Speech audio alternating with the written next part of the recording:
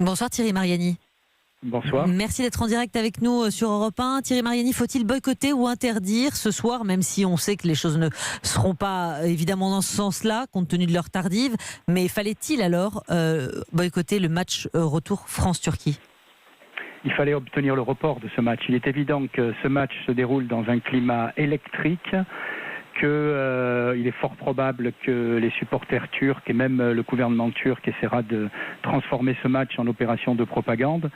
Franchement, je ne vois pas comment ça peut ne pas mal tourner. Voilà, c'est assez inquiétant. Mais est-ce qu'il ne faut pas à un moment savoir faire la différence entre le sport et la politique ? Si, c'est pour ça qu'il fallait, à mon avis, réagir dès le début de l'offensive turque en Syrie. On aurait déjà dû demander le report de ce match il y a 2 ou 3 jours. Voilà. Et aujourd'hui, tout le monde se réveille, et notamment le gouvernement. Bon, c'est bien, on apprend que le ministre ne sera pas présent dans les tribunes, mais l'action aurait peut-être été nécessaire il y a déjà 2 ou 3 jours. Qu'est-ce que vous craignez précisément ? Vous pensez qu'il peut y avoir des débordements tout à l'heure ? On sait qu'il y a 40 000 supporters turcs attendus. On sait aussi que le dispositif de sécurité a été très très largement renforcé. Écoutez, je crains d'abord, je pense que sur le stade, je ne vois pas comment les joueurs turcs ne referaient pas le geste militaire de saluer au moment de l'hymne national turc, parce que bien sûr, vu de la Turquie, ils seront des héros, parce que ça va être, vu de la Turquie, un acte de résistance sur un territoire qui est quasiment un ennemi en ce moment, la France. Donc qu'est-ce qu'on va faire après ? Je veux dire, on va regarder les chaussures et on va continuer à jouer, ou on va demander à nos joueurs d'arrêter ? Enfin, ça va être extrêmement dur. Et Après, je pense que sur l'hymne national, bon, bien sûr, cet hymne national va être hué.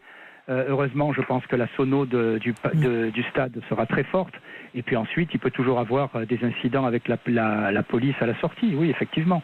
Mais ce que répondent aussi les organisateurs, l'UEFA en tête, c'est que l'enjeu sportif est non négligeable, que d'ailleurs le gouvernement, l'exécutif n'a pas à s'en mêler. Ce sont les pontes de l'UEFA, l'Union des associations européennes de football, qui prennent les décisions et elles seules.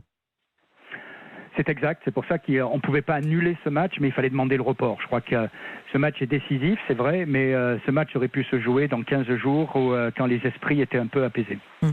Vous-même, vous êtes allé, Thierry Mariani, voir le président syrien Bachar al-Assad en Syrie, pas plus tard qu'il y a 1 mois et demi. Ça a concentré un certain nombre de critiques. Aujourd'hui, Bachar al-Assad envoie des troupes dans le nord de la Syrie suite à l'offensive turque. Quelle réaction Paris doit adopter ? Aujourd'hui, excusez-moi, le problème, c'est pas que Bachar envoie des troupes au nord de la Syrie. Il envoie des troupes sur son propre territoire. Je me permets quand même de le rappeler. Aujourd'hui, le problème, c'est d'abord qu'on a laissé tomber complètement ceux qui ont été nos alliés dans les opérations de lutte contre Daesh. Très franchement, c'est une honte. Voilà, c'est une honte. Je veux dire, l'Occident, à chaque fois, les Américains en sont les principaux responsables, attention, mais abandonnent ceux qui l'ont aidé. Je pense que le message qui a été envoyé à tous ceux qui sont prêts à nous aider est dramatique. Après, aujourd'hui, écoutez, comme les Américains se retirent, comme, soyons honnêtes, Français et Britanniques, on n'a pas les moyens de supporter tout seuls les Kurdes, l'histoire était écrite d'avance. Je me permets de vous citer un tweet que j'avais écrit le 28-12, c'est-à-dire il y a 11 mois, et au final de l'histoire, le seul qui protégera les Kurdes de Syrie face à un risque d'extermination par les Turcs, ce sera Assad. Et cette histoire était écrite d'avance, parce que au moment où Trump a annoncé que qu'il allait retirer ses troupes, on savait qu'on serait obligé quasiment de retirer les nôtres.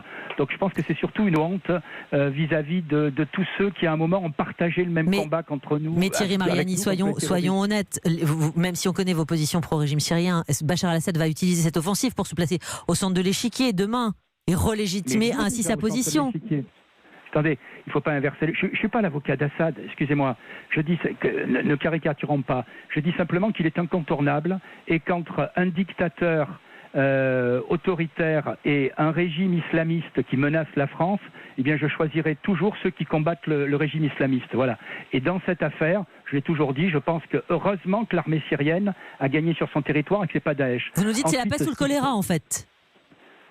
Non, c'est pas la peste ou le choléra, c'est quelqu'un qui assassine des Français, et je pense à Daesh, et d'autres qui, depuis 30 ans, il n'y a plus de problème avec la Syrie, quoi. Voilà, soyons clairs. Ou alors, si vous voulez désormais qu'on se batte contre tous les régimes qui ne sont pas démocratiques, eh bien demandez à M. Macron, par exemple, de bloquer les armes contre M. MBS. Donc ça veut dire que vous ne croyez aucunement en rien aux instances internationales aujourd'hui pour peser sur Erdogan et le dissuader ? Absolument pas. Absolument pas. Je veux dire, Erdogan ou Trump, ou même, soyons honnêtes, Poutine, c'est la même chose. C'est-à-dire qu'à un moment, il y a un rapport de force. Or, nous, on est en train de discuter sur des résolutions. Erdogan a été très clair. Je veux dire, ces déclarations, il ne faut pas les oublier. Si l'Europe continue, etc., je peux lâcher 3 millions, je ne sais plus quel chiffre il a annoncé, de réfugiés. Donc, on a quelqu'un qui, depuis des années, fait chanter l'Europe. Et la France en fait partie. Je rappelle que l'Europe lui verse des milliards et qu'au Rassemblement national, on demande à ce que les négociations soient stoppées pour clore complètement ce projet dément de faire adhérer la Turquie à l'Union européenne. Je rappelle que quand il y a eu un coup d'État avec une répression terrible, des milliers de personnes emprisonnées, l'Europe a regardé ses chaussures. En réalité, on est pris en otage par Erdogan depuis déjà des années et on ne bougera pas. On fera une résolution, on fera une condamnation et puis voilà. Merci Thierry Mariani d'avoir répondu à nos questions ce soir en direct sur Europe 1. Merci à vous.